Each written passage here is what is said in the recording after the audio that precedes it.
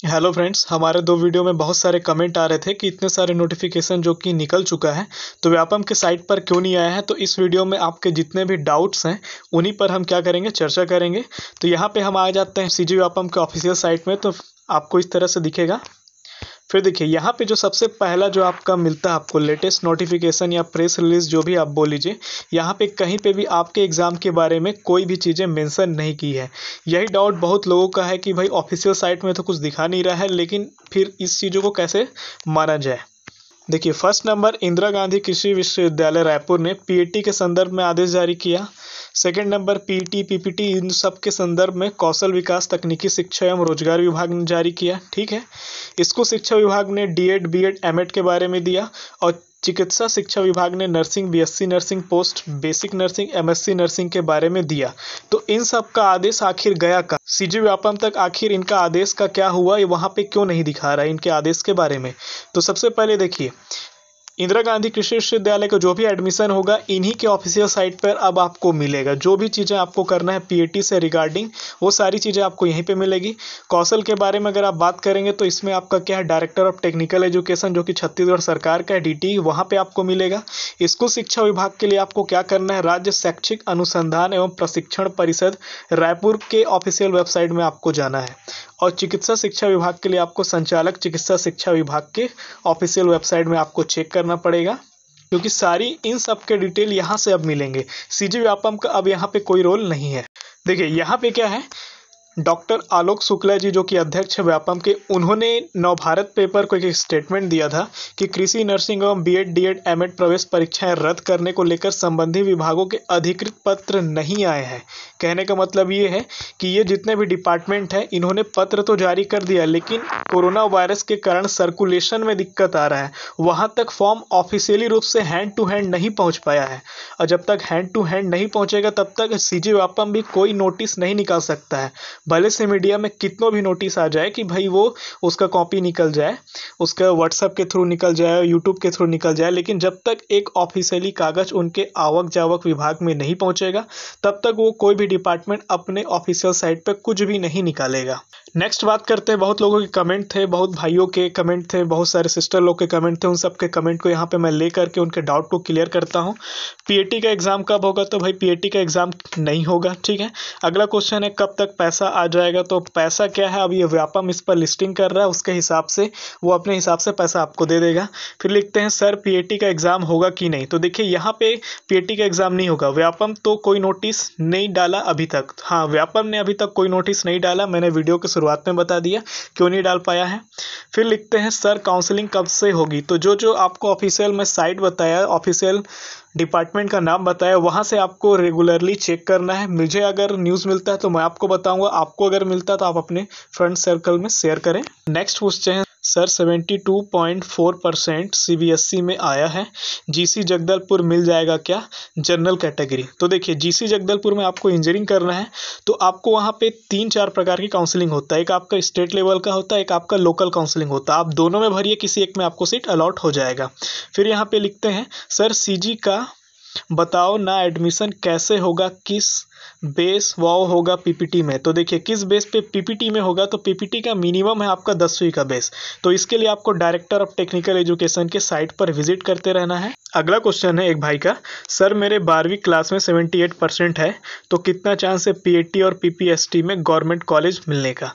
तो देखिए आपका क्या है, 80 to 90% आपका चांस है कि आपको मिल जाएगा, क्योंकि 80 to अबव वाले जितने उनका 100% चांस है कि उनको सीट अलॉट होगा। आप 78 में हैं तो आप भी उस कैटेगरी में आ रहे हैं। फिर यहाँ पे लिखते हैं भाई मेरा बीएससी में 54% है, क्या मुझे बीएड के किसी कॉलेज में एडमिशन मिलता है या मिल पाएगा।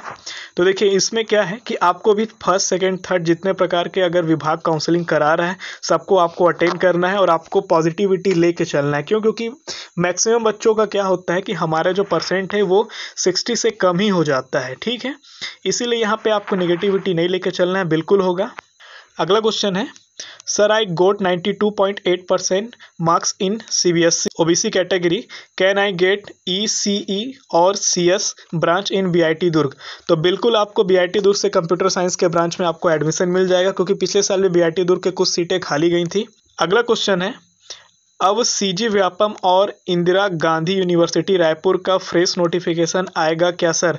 बिल्कुल आएगा, क्योंकि इनको अब एडमिशन कराना है और सीजी व्यापम को पैसा रिफंड करना है, तो ये अपना आदेश जरूर निकालेंगे। फिर आपका एक अगला क्वेश्चन है, सर पीएटी के भी एग्ज़ाम होगा या नहीं? तो पीएटी का तो एग्ज़ाम नहीं होगा, न्यूज़पेपर में आया था नहीं होगा, बिल्कुल सही है। तो होगा या नहीं? बिल्कुल नहीं होगा।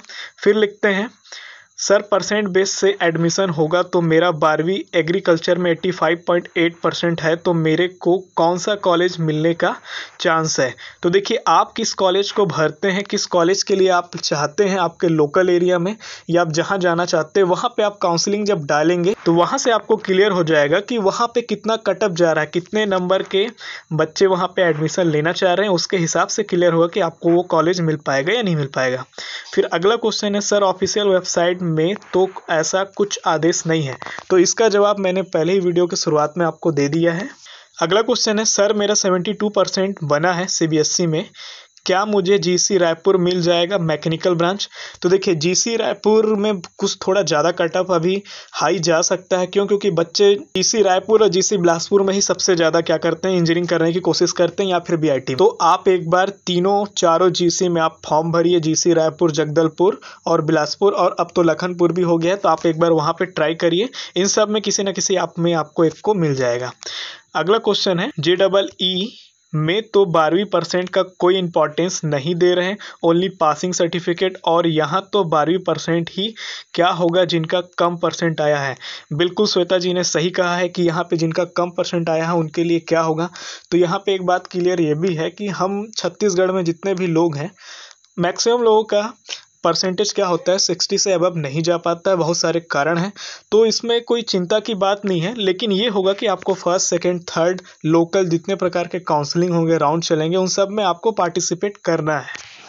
अगला क्वेश्चन है, सर मेरा 12th में 90% है, मुझे जीसी बिलासपुर में बीटेक के लिए एडमिशन चाहिए, तो मुझे क्या करना चाहिए?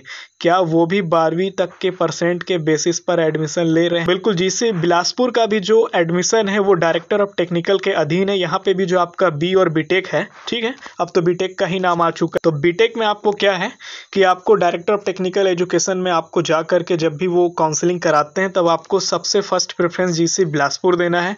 उसके बाद जितने भी आपके जीसी हैं, जीसी रायपुर हो गया, जीसी जगदलपुर हो गया, अब जीसी लखनपुर में है, तो आपको फर्स्ट प्रेफरेंस बिलासपुर दे करके भरना है। तीनों काउंसलिंग भरिए, फर्स्ट सेकंड में आपको मिल जाएगा सीट, क्योंकि आपका परसेंट काफ़ी अच्छा है। अगला क्वेश्चन है, क्लास 12 में 63% आया है, ECE चाहिए, ECE या EEE ब्रांच में किस कॉलेज में एडमिशन होगा? बीआईटी दुर्ग मिलेगा? बिल्कुल बीआईटी दुर्ग मिलेगा। बीआईटी दुर्ग क्या है, एक प्राइवेट कॉलेज है, ठीक है। फिर भी वहाँ पे क्या रहता है कि बच्चे वहाँ सबसे अच्छा प्रेफर करते हैं पढ़ने में, क्योंकि पढ़ाई के मामले में वो भी काफ़ी छत्तीसगढ़ में टॉप पोजीशन पर है। तो यहाँ पे क्या है, आप बिल्कुल फर्स्ट, सेकेंड, थर्ड काउंसलिंग भरिए और आपको सीट अलॉट होगा। अगला क्वेश्चन है, सर मैं पीएटी का फॉर्म नहीं भर पाया, क्या काउंसलिंग होगा? मेरा 85% है। तो देखिए, आपने पीएटी का फॉर्म नहीं भर पाया तो कोई दिक्कत नहीं है, क्योंकि पीएटी का एग्ज़ाम वैसे भी कैंसिल हो चुका है। अब आपको नए सिरे से जो नया फॉर्म आएगा वहाँ पे आपको फॉर्म भरना है, और आपके परसेंट के बेस पर फिर जो एग्रीगेट बनेगा, जो मेरिट लिस्ट बनेगा, उसमें क्लियर होगा कि आपको सीट कहाँ और कितने समय पे मिल रहा है। अगला क्वेश्चन है, अब पेपर नहीं होगा? बिल्कुल नहीं होगा संजीव गुप्ता जी, पेपर नहीं होगा। जितने पेपर है छत्तीसगढ़ के सारे रद्द हैं। मेरा 72% है, तो आपका 72% है, तो आपने क्लियर नहीं किया है कि आपको किस डिपार्टमेंट में जाना है। फिर भी आप काउंसलिंग भरिए, जितने काउंसलिंग है सबको अटेंड करिए और आपका सिलेक्शन बिल्कुल होगा।